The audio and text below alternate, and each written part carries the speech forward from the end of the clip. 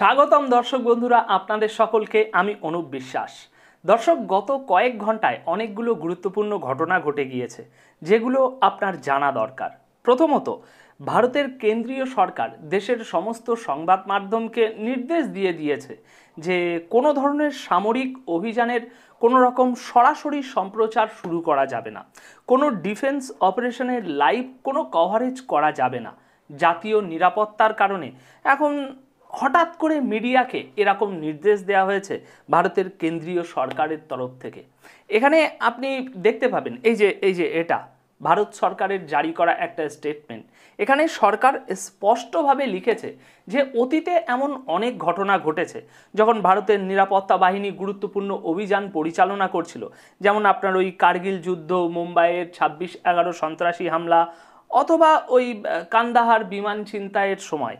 এই সময় এরকম কিছু মিডিয়া আপনার টিআরপির জন্য, চ্যানেলের টিআরপি বাড়ানোর জন্য লাগাতার একেবারে সরাসরি সম্প্রচার দেখানো শুরু করে দিয়েছিল, কোনো কিছু লুকোচুরি ছাড়াই একেবারে লাইভ।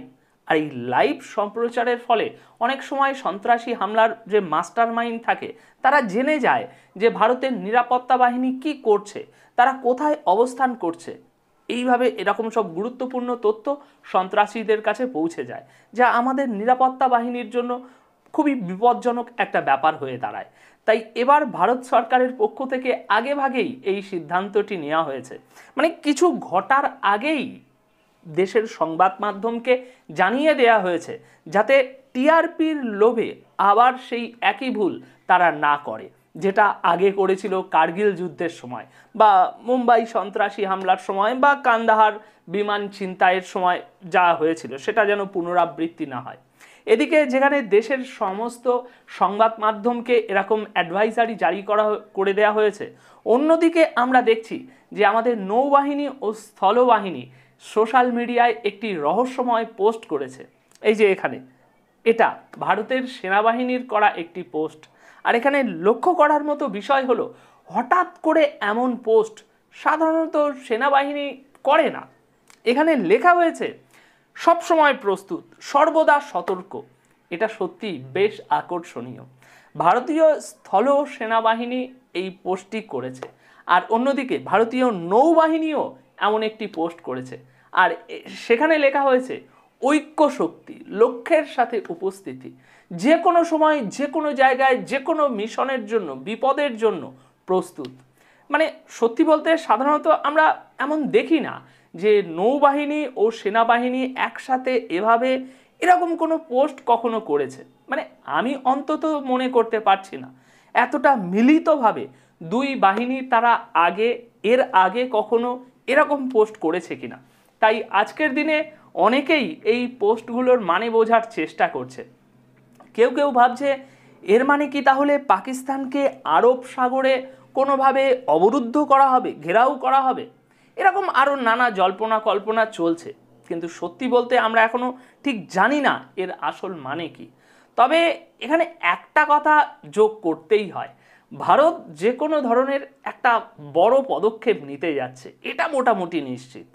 তা সেটা 1 সপ্তাহ, 1 মাস বা 15 দিন, সময় যে কোনো কিছু হতে পারে। সঠিক সময়ে আমরা এখনই বলতে পারছি না।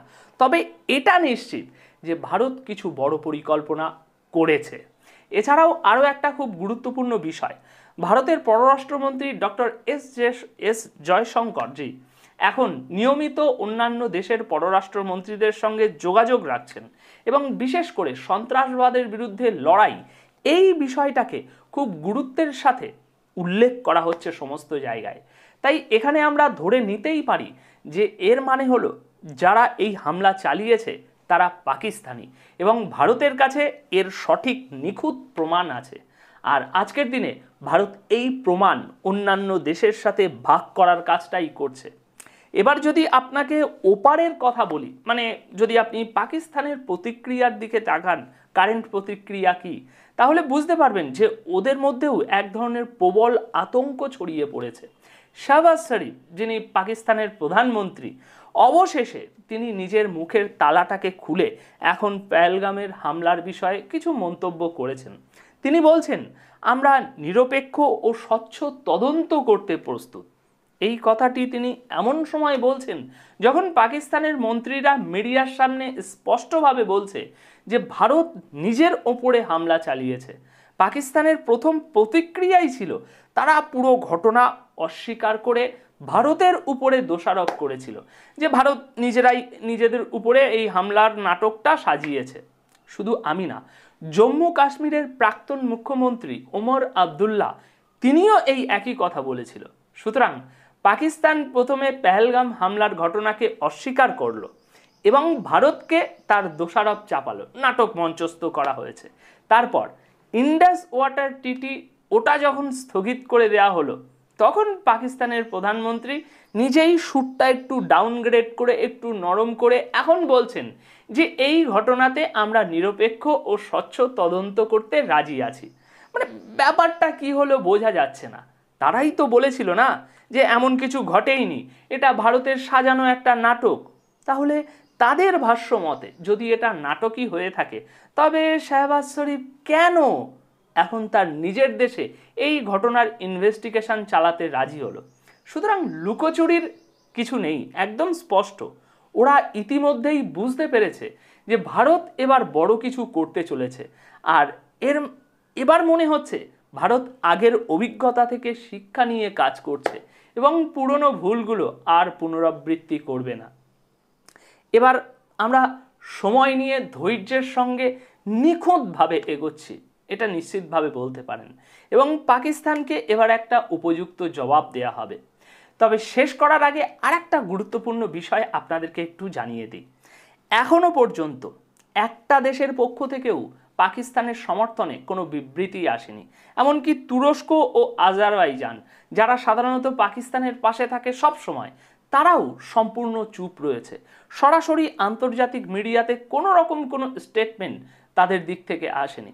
সুতরাং মাঠ এখন একদম পরিষ্কার, আর আমি নিশ্চিত মোদী সরকার এই সুযোগটাকে কোনোভাবেই ছাড়তে চাইবে না।